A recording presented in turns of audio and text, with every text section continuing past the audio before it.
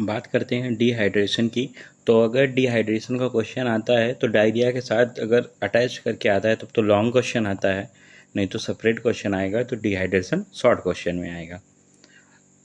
According to Ayurveda इसे जल अल्पता कहते हैं और अन्न व स्रोतस के अंतर्गत आता है। तो देखिए सबसे पहले इसके डिहाइड्रेशन की परिभाषा जानते हैं, डिफिनीशन। तो देखिए dangerous loss of body fluid cause by illness sweating or inadequate take intake. ठीक है, तो ये एक डेंजरस लॉस ऑफ फ्लूइड होता है। ठीक है, मतलब एक खतरनाक हानि होती है तरल पदार्थ की, बॉडी फ्लूइड की।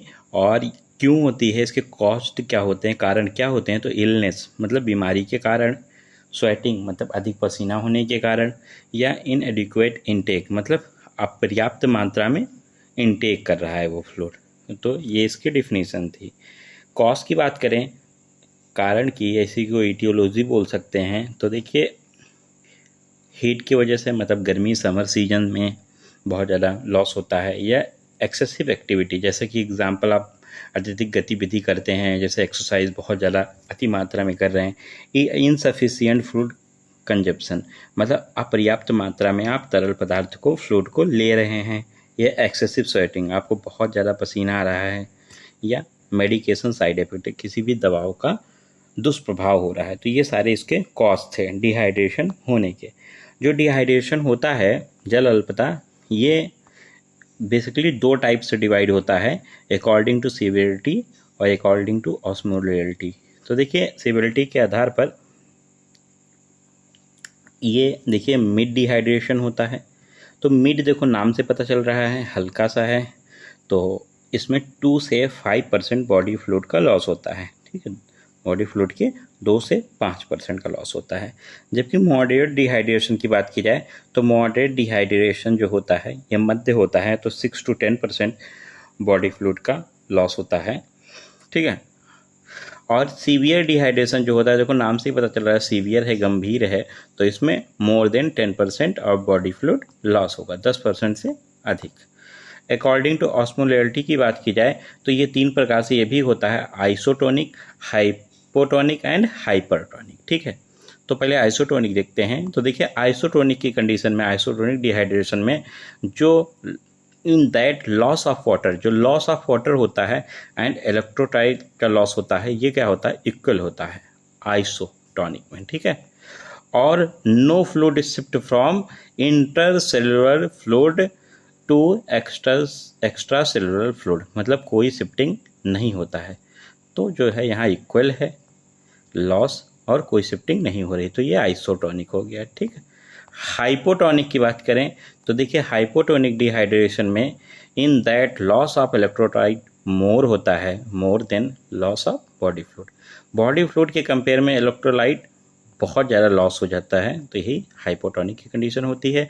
और इसमें देखिए जो फ्लूइड होता है वो शिफ्ट करता है extra cellular fluid to intra cellular fluid, extra cellular से इंट्रा सेलुलर शिफ्ट होता है हाइपोटोनिक की। देखिए हाइपोटोनिक जस्ट अपोजिट हो जाएगा, और in that loss of fluid more than electrolyte, यहाँ पे फ्लूइड लॉस ज़्यादा हो जाता है एज कंपेयर इलेक्ट्रोलाइट, और फ्लूइड यहाँ शिफ्ट करता है inter cellular fluid to extra cellular fluid. ठीक है, साइन एंड सिम्टम्स की बात की जाए डिहाइड्रेशन की, जैसे कि इसमें देखने को मिलता है फंटानेल डिप्रेस्ड होता है, संकेन वही सेम फंटानेल संकेन फंटानेल भी। ठीक है, और डिक्रीज स्किन टर्गर और टीयर प्रोडक्शन डिक्रीज हो जाता है, ओलिगो यूरिया देखने को मिलता है, ट्रेकीकार्डिया मतलब पल्स रेट 100 से ज़्यादा बढ़ जाती है, हाइपर टेंशन बीपी, जैसे वो लॉस हो रहा है ना फ्लूइड, तो बीपी लो हो जाएगा, इसे हाइपोटेंशन देखने को मिलेगा। अगर इसके डायग्नोस करने के लिए देखा जाए कौन से टेस्ट होते हैं, तो डायग्नोस्टिक टेस्ट में बात की जाए हिस्ट्री करेक्शन होता है, फिर फिजिकल एग्जामिनेशन, फिर स्टूल कल्चर टेस्ट और स्किन पिंच टेस्ट, ऐसा स्किन को पकड़ के पिंच करना।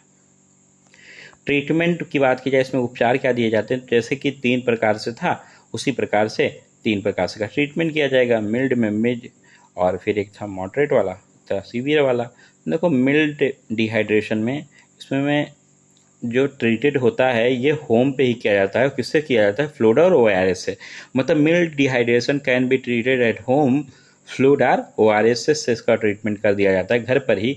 और syrup zinc also given in all type of diarrhoea, मतलब कोई सी भी टाइप का डायरिया हो जिंक का सिरप भी दिया जा सकता है। अमाउंट जो ORS का होता है सोल्यूशन का 24 आवर में कितना देना है, तो क्लासीफाई है यहाँ according to age. Amount divide है कि बिलो देन 2 ईयर, अगर 2 साल से छोटा बच्चा है तो 500 ml 24 घंटे में देना है, ठीक है, 24 आवर में। और 2 to 10 ईयर है तो 1000 ml पर 24 आवर, और एबव 10 ईयर है तो 1500 ml पर आवर पर 12 आवर। मॉडरेट डिहाइड्रेशन की बात की जाए, जो हमने उधर पढ़ा वही सेम है। उसमें भी देखो, इसमें डिहाइड्रेशन में भी ट्रीट करते हैं फ्लूइड या ORS से। इसमें सिरप जिंक भी देते हैं। और amount of ORS solution 24 hour के लिए वेरी करता है, इसमें बढ़ जाता है। तो इसमें देखिए, अगर बिलो 4 मंथ बच्चा है तो 250 से 400 ml पर 24 आवर देंगे। 4 मंथ टू 1 ईयर का है अगर, तो 400 to 600 ml पर 24 आवर देंगे। 1 ईयर टू 2 ईयर है तो 600 to 800 ml पर 24 आवर देंगे। 2 to 4 ईयर है अगर, तो 800 to 1200 ml पर 24 आवर। अगर 15 साल से बड़ा है, एबव 15 ईयर, तो मोर देन 2200 ml पर 24 आवर। अब देखिए लास्ट जो बचा अपना सीवियर डिहाइड्रेशन की कंडीशन। सीवियर की डिहाइड्रेशन की कंडीशन में जो है होता है IV फ्लूइड थेरेपी रिक्वायर्ड होती है, और वहाँ अमाउंट डिपेंड करता है एज ग्रुप के आधार पर, ठीक है। और कॉमनली जो IV फ्लूइड यूज़ होती है वो RL यूज़ होती है, और हार्ट्समैन सोल्यूशन यूज़ होता है। तो RL को रिंगर लैक्टेट सोल्यूशन भी बोलते हैं, ठीक है। तो हम लोगों का ये कंप्लीट हो गया डिहाइड्रेशन अकॉर्डिंग टू, मैंने मॉडर्न बताया है, अकॉर्डिंग टू आयुर्वेदा अलग सा सेपरेट वीडियो बना देंगे।